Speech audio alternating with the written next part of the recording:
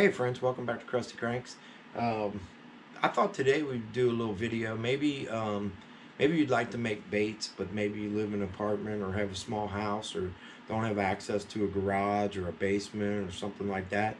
So I thought I would show you a little setup that you could do. If you have limited space, but you can still build some baits. Yeah, so I'll bring you in close and let you take a look at some of the tools that I use. And basically get you set up so you can do baits in a small area. Okay, so let me bring you in close and we'll take a look at some of these tools. Okay, so before we move the camera in close, I wanted you to take a look at this bench that I have. Okay, and then I have two of them actually. I have one over here that does my painting, and it's a mess right now because I'm busy. But right here is just a basic. I got this table at Harbor Freight. It was like $150, and it's got 4 drawers on it. It's got a lower shelf, and importantly, it's got a little wooden vise on the side. And I've used that vise so many times for different things when I was building while I'm building baits. I already have all the tools like a bandsaw, table saw, big belt sander, all that stuff, but when it's cold outside, I don't feel like going out in the garage. So I've come up with some ideas and some things that I do when I can just basically produce a whole bait right here at my table, and then just turn around over to the side and paint them. So let me bring you in closer and show you some of the things. And I'm sure some of this will be obvious, but a couple things you might not have thought of that you could get that'll really help you out in your bait building. All right, so let me bring you in close. Okay, so obviously the table is perfect. It's a nice solid table, $150 at Harbor Freight. If you can find them, I had to go to like 3 different Harbor Freights before I actually found one, but they do get them in all the time. You just have to keep an eye out. But for $150, this table is solid. It provides me enough room to do my carvings and do my bait building. And like I said, it's got a vise on the side, so I can use the vise. And it's not a heavy-duty vise. It's just a small wooden vise, but it's got a crank on it and everything. And it basically holds my stuff. Obviously, some of the most important things you're going to need is some wood. All right, I like to use balsa wood, and I like to use basswood. Don't have a piece of basswood in front of me, but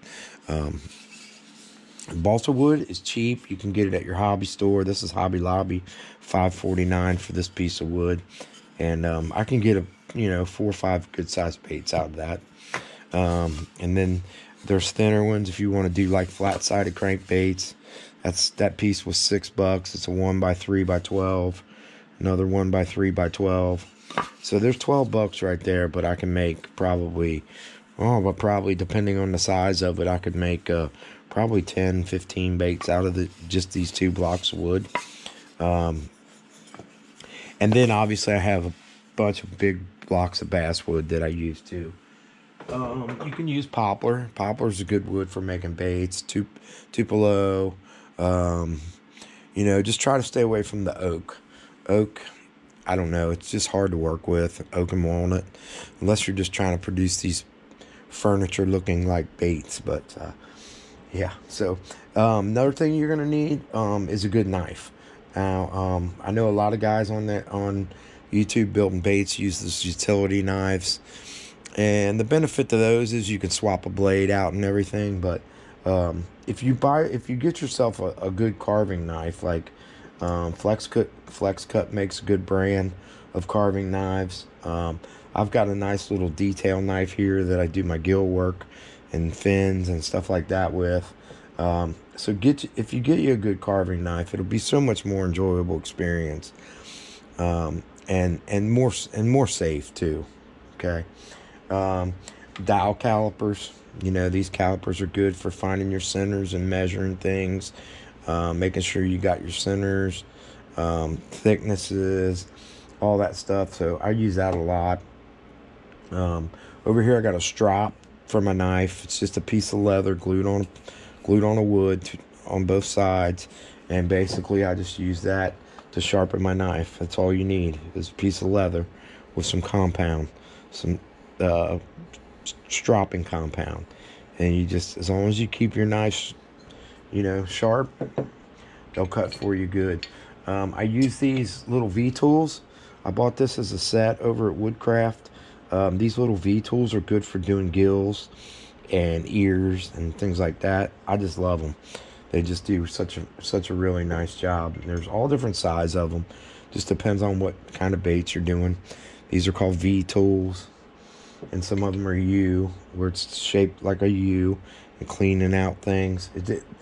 I'm a carver. I've been carving for like 4 years, so I already have all these tools. But, they do make the job a lot easier. A scale. You got to have a good scale so you can weigh your baits and learn how to balance baits by weight. That's very important. Obviously, pliers, snips, wire cutters, because I don't have a roll here, but I have a roll of stainless steel wire for making my eyes, sinkers for weight. I do have a lead pot, but a lot of times I just use sinkers. They just fit right in the holes that I make, and they work just as good as pouring lead.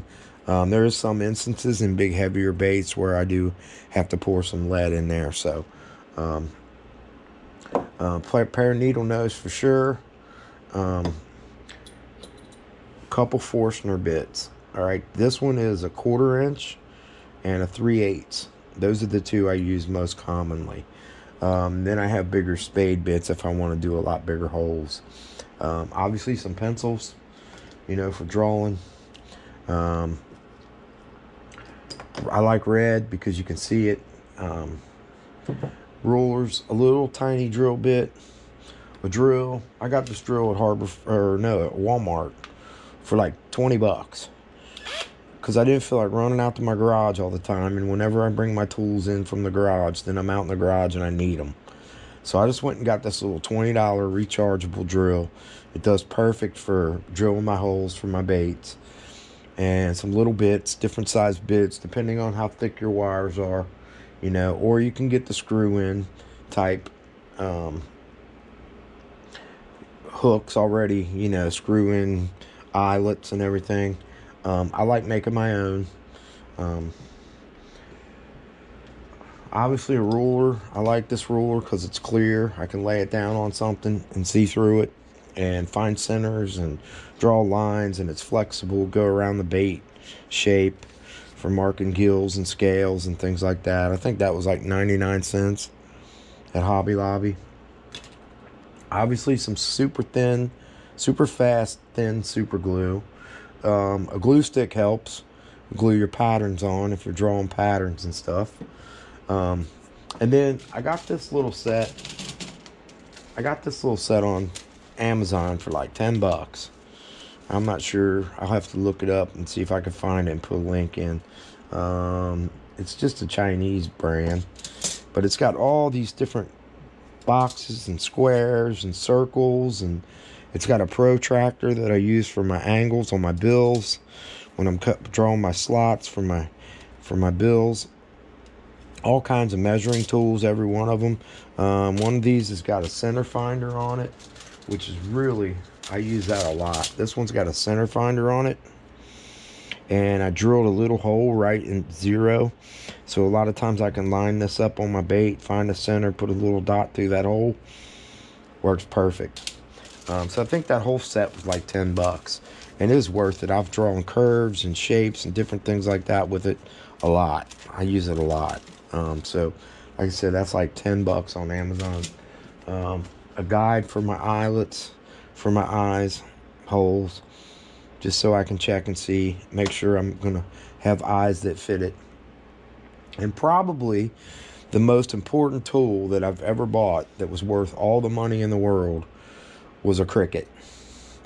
And I use this Cricut for so many things. Making my stencils. You guys know, if you watch my videos, you know I make all my own stencils most of the time.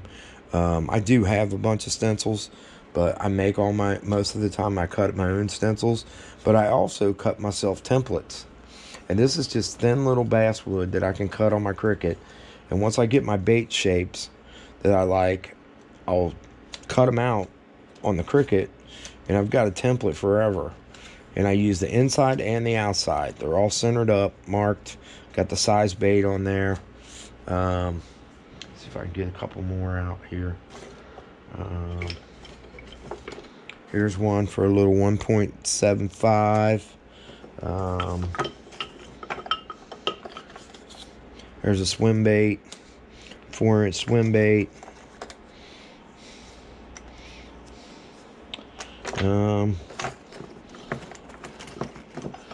Got some more out in the garage because I was cutting some baits out. But here's another one.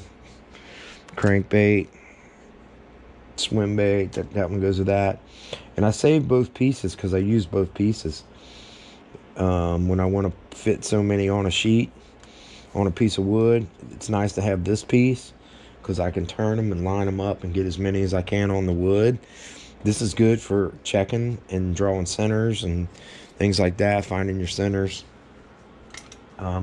So the Cricut has been probably, it's expensive. I think I paid like $300 for it, but it's every bit worth it. It's probably been the best tool for me that I use so many ways. I cut my cards out with it. I cut my backer cards from my lure boxes, all that stuff. I cut signs with it, everything. So yeah, I just wanted to do a short little video. Oh, I got one more tool that I just got, and I wanted to share with you guys. Now, you may not have access, but this little tool right here, and I'm not sponsored by Dremel or anything, but I will tell you when a tool, and I've used this thing, and it's basically a little scroll saw. And it mounts right on this table with these little brackets. Fits right on there perfectly. Tighten it down. Guys, I've used this thing so many times. Now, obviously, you can only cut so thick. And it's kind of a hobby tool. So, you can't go be cutting a bunch of hard-ass maple and walnut and stuff like that with it. But for basswood, balsa wood, for cutting my bills, my lips, perfect for cutting Lexan. And the nice thing about it is it's got a little thing where you can hook up to a vacuum cleaner or a shop vac, so you don't have stuff blowing all over your shop. So if you don't have room for tools, big tools and stuff, but you want to get into making baits, I suggest get one of these. I think it was $120 on Amazon.